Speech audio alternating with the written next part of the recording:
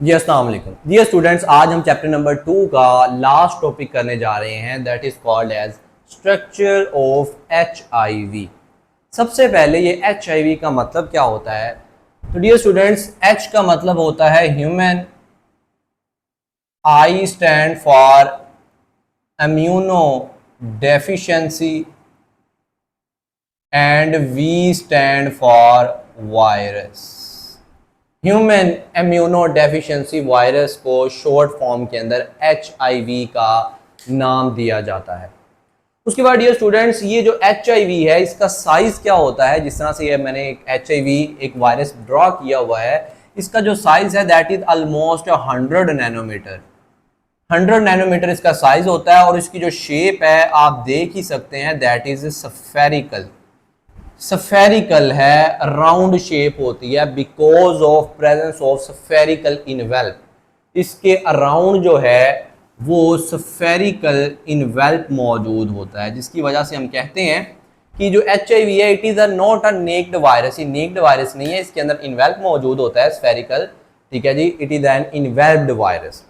और ये किस तरह का इनवेल्प्ड वायरस है, क्या ये DNA वायरस है या RNA वायरस है। तो डियर स्टूडेंट्स याद रखिएगा, it is an RNA virus. ये RNA वायरस है, इसके अंदर DNA नहीं होता बल्कि सिंगल स्ट्रैंडेड RNA के स्ट्रैंड्स मौजूद होते हैं। उसके बाद डियर स्टूडेंट्स एक और चीज, ये RNA वायरस तो है ही है, लेकिन ये एक RNA वायरस की खास कैटेगरी है, that is called as retrovirus. HIV is a retrovirus. Retro का मतलब क्या है, हम किन वायरसेस को रिट्रो कहते हैं। तो डियर स्टूडेंट्स यहाँ पे आप देख सकते हैं, मैंने एक ये उसी कैप्सिड के इनसाइड RNA के साथ एक एंजाइम भी मौजूद होता है जिसको रिवर्स ट्रांसक्रिप्टेज एंजाइम का नाम दिया जाता है। ठीक है जी, तो रिट्रो वायरस के होने के साथ साथ इसके अंदर एक एंजाइम होता है that is called as reverse transcriptase enzyme. और इस एंजाइम की वजह से ये रिवर्स ट्रांसक्रिप्शन जो है वो करवा सकता है। अब डियर स्टूडेंट्स ये समझिएगा बात को कि रिवर्स ट्रांसक्रिप्टेज एंजाइम की वजह से ये जो रिवर्स ट्रांसक्रिप्शन हो रही है, सबसे पहले ट्रांसक्रिप्शन क्या है। तो ट्रांसक्रिप्शन एक ऐसा फिनोमिना है जिसके अंदर double stranded DNA single stranded RNA के अंदर कन्वर्ट हो जाता है। लेकिन जब अगर हम बात करें HIV की, तो HIV के अंदर चूंकि ये एक रिट्रो वायरस है, इसके अंदर रिवर्स ट्रांसक्रिप्टेज एंजाइम मौजूद है, इसके अंदर फिनोमिना उलट हो जाएगा। सिंगल स्ट्रैंडेड RNA को डबल स्ट्रैंडेड DNA के अंदर कन्वर्ट करवाया जा सकता है। और इसका क्या फायदा है, उसका HIV को क्या फायदा है इस रिवर्स ट्रांसक्रिप्टेज एंजाइम होने का या रिवर्स ट्रांसक्रिप्शन फिनोमिना होने का। तो इसकी चूंकि ह्यूमन इम्यूनो डेफिशिएंसी वायरस है, ये जो वायरस है बेसिकली डियर स्टूडेंट्स, इसकी छोटी सी हिस्ट्री आपने याद रखनी है इसके बारे में कि ये एक ऐसा वायरस है जिसने माजी के अंदर एक बीमारी काज की जिसको हम एड्स कहते हैं। तो ये कोई ज़्यादा पुरानी बात नहीं है, that is almost 40 to 50 years ago जब ये बीमारी की शनाख्त हुई। तो ये एक ऐसा वायरस है जिसकी वजह से ह्यूमन की जो इम्यूनिटी है, जो उसके वाइट ब्लड सेल्स हैं या लिम्फोसाइट्स हैं, वो आस्ता आस्ता ख़त्म होते चले जाते हैं और पर्सन जो है वो सर्वाइव नहीं कर पाता, उसकी डेथ हो जाती है। मल्टीपल बीमारियां उसके ऊपर अटैक कर देती हैं, क्यों? क्योंकि इम्यूनिटी ही नहीं रहेगी। HIV ने सारी के सारे इम्यून सिस्टम को ही जो है वो ख़राब कर दिया। तो इस इम्यूनिटी को ख़त्म करने की सबसे बड़ी जो वजह है, सबसे बड़ी जो काज है, that is reverse transcriptase enzyme. अगर डियर स्टूडेंट्स ये रिवर्स ट्रांसक्रिप्टेज एंजाइम ना होता तो कभी भी HIV जो है वो RNA से DNA के अंदर कन्वर्ट ना हो सकता। अब हमारे जो वाइट ब्लड सेल्स हैं उनके हर सेल के अंदर DNA मौजूद है। ठीक है जी, अगर ये अपने RNA को इंसर्ट करता और इसके अंदर रिवर्स ट्रांसक्रिप्टेज एंजाइम मौजूद ना होता तो कभी भी ये वाला RNA हमारे DNA को नुकसान नहीं पहुंचा सकता। लेकिन चूंकि इसके अंदर रिवर्स ट्रांसक्रिप्टेज एंजाइम मौजूद है, जैसे ही HIV वायरस हमारे वाइट ब्लड सेल के ऊपर अटैक करता है तो उसका RNA उस वाइट ब्लड सेल के अंदर जाके डीएनए के अंदर कन्वर्ट हो जाता है। जैसे ही वो डीएनए के अंदर कन्वर्ट होता है तो ये वाला डीएनए हमारे वाइट ब्लड सेल्स के डीएनए के अंदर चला जाता है और फिर पूरे के पूरे सेल को कंट्रोल कर लेता है और अपनी एक ही सेल के अंदर हजारों लाखों की तादाद में कॉलोनी बना देता है और आस्ता आस्ता हमारी जो इम्यूनिटी है वो खत्म होती चली जाती है। अगर मैं इसको डायग्रामेटिकली आपको बताऊं तो लेट्स सपोज कि ये जो है ना वो वाइट ब्लड सेल है, ये जो है वो HIV है। जैसे ही HIV ने अटैक किया लिम्फोसाइट के ऊपर या वाइट ब्लड सेल के ऊपर तो इसका RNA अंदर चला जाता है। जैसे ही RNA के साथ रिवर्स ट्रांसक्रिप्टेज एंजाइम भी मौजूद है, ये इस RNA को कन्वर्ट कर देते हैं DNA के अंदर। ठीक है जी, RNA को कन्वर्ट कर दिया गया है DNA के अंदर। जब RNA DNA के अंदर कन्वर्ट हो गया तो ये वाला जो वायरस का DNA है ये उस वाइट ब्लड सेल्स का जो अपना DNA है उसके अंदर चला जाएगा, पूरे के पूरे सेल को कंट्रोल कर लेगा और विद इन शॉर्ट टाइम इस पूरे के पूरे सेल से हजारों लाखों की तादाद में नए HIV निकलेंगे और सेल बर्स्ट हो जाएगा और ये HIV जाके आगे नॉर्मल सेल के ऊपर अटैक करेंगे। एक सेल के ऊपर अटैक किया था उससे हजारों HIV निकले।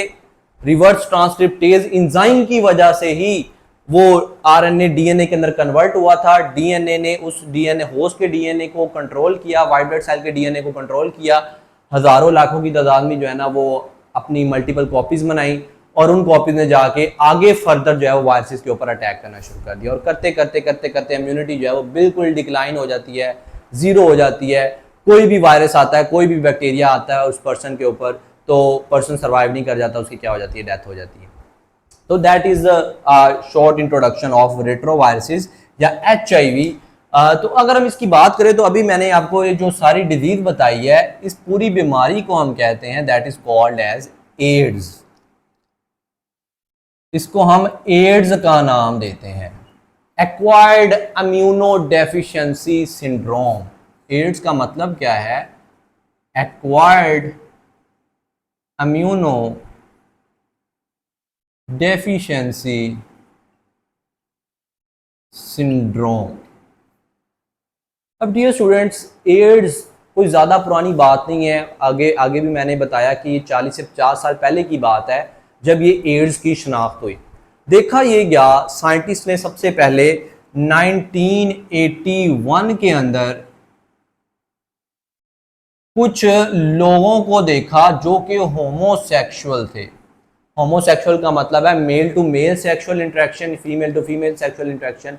होमोसेक्सुअल के अंदर सबसे पहले एड्स को आइडेंटिफाई किया था। सबसे पहले जो था वो ये देखा था कि एड्स जो है वो होमोसेक्सुअल लोगों के अंदर 1981 के अंदर जो है ना वो देखी गई थी। सारे के सारे होमोसेक्सुअल थे, मल्टीपल बीमारियां उनको हो चुकी थी, ठीक है, इम्यूनिटी की कमी हो चुकी थी उनके अंदर, मल्टीपल बीमारियों ने निमोनिया उनको हो गया था, उनको वेस्कुलर कैंसर हो गया था, उनको और मल्टीपल तरह के जो है ना वो बीमारियों का शिकार हो गए थे वो। तो सबसे पहले 1981 में जब ये पता चला कि ये एड्स है इन लोगों को, लेकिन ये नहीं पता चल सका था कि इसका काज क्या है। फिर 1984 में ये पता चला कि ये जो एड्स काज करने वाला जो एजेंट है वो एक वायरस है।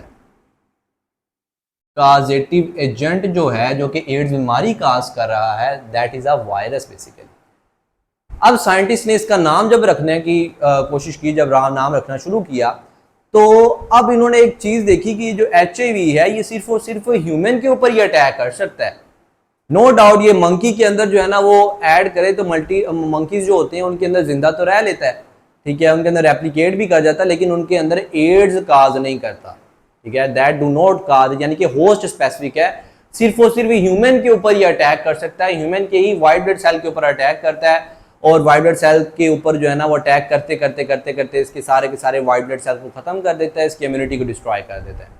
तो चूंकि ये बहुत ज़्यादा हम कह सकते हैं कि होस्ट स्पेसिफिक टाइप का वायरस था, ह्यूमन के ऊपर अटैक करता है, तो साइंटिस्ट ने 1986 में इसका नाम ह्यूमन इम्यूनोडेफिशिएंसी वायरस रख दिया, HIV इसका जो है ना वो नाम रख दिया, because of their host specific nature, कि सिर्फ और सिर्फ स्पेसिफिक होस्ट यानी कि ह्यूमन के ऊपर ही अटैक कर सकता है, ह्यूमन इम्यूनोडेफिशिएंसी वायरस का नाम रख दिया गया। So that's all about the structure of HIV and a brief history of AIDS कि एड्स जो है वो काज करने वाला वायरस भी जो है वो HIV ही है, जिसकी वजह से इम्यूनिटी की डेफिशिएंसी हो जाती है। ये वाइट ब्लड सेल्स के ऊपर अटैक करता है और इस सब के पीछे जो सबसे बड़ा बेनिफिट है इसको कि ये अटैक क्यों कर पाता है, that is reverse transcriptase enzyme, क्योंकि ये खुद RNA वायरस है।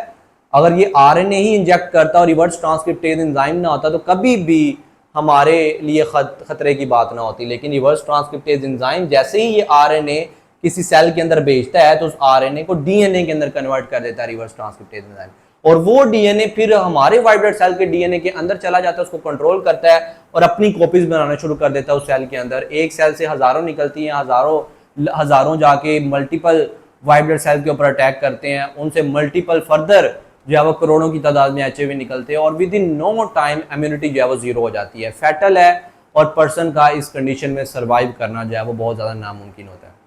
और आपकी बुक में साइड बॉक्स में एक बात भी लिखी हुई है कि ये HIV आया कहाँ से, तो माना ये जाता है कि अफ्रीका के अंदर जो लोग हैं उनके अंदर सबसे पहले ये जो HIV है ये देखा गया था, उन्हीं से ये माना जाता है कि ये HIV इस दुनिया के ऊपर फैला है, क्योंकि वो मंकी का या तो शिकार करते थे, उनका गोश्त खाया है तो उनकी बॉडी के अंदर ये HIV गया है, या किसी मंकी ने बाइट किया है किसी पर्सन को और उसके बाइट करने की वजह से ये HIV जो है वो उस पर्सन के अंदर चला गया और फिर इस आस्ता से पूरी दुनिया के ऊपर फैल गया।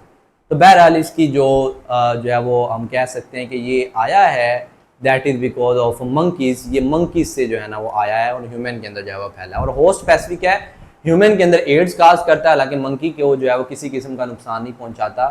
सो इस तरीके से डियर स्टूडेंट्स हमारा ये चैप्टर नंबर 2 ख़त्म हो जाता है और इस पूरे चैप्टर की मैंने एक प्ले लिस्ट जो है वो बनाई हुई है। तो डियर स्टूडेंट्स इसको लेक्चर वाइज आप देख सकते हैं यूट्यूब चैनल इल्म बायोलॉजी पे जाके आपने प्ले लिस्ट पे जाना है, चैप्टर नंबर 2 पे जाना है आप बैक्टीरिया एंड वायरसेस, और आपको इस पूरे चैप्टर के ऑलमोस्ट 15 लेक्चर्स हैं जो कि प्ले लिस्ट पूरी अपडेट हो चुकी है, तो आप वहाँ पे जाके विजिट कर सकते हैं और चैनल को सब्सक्राइब लाजमी कीजिए।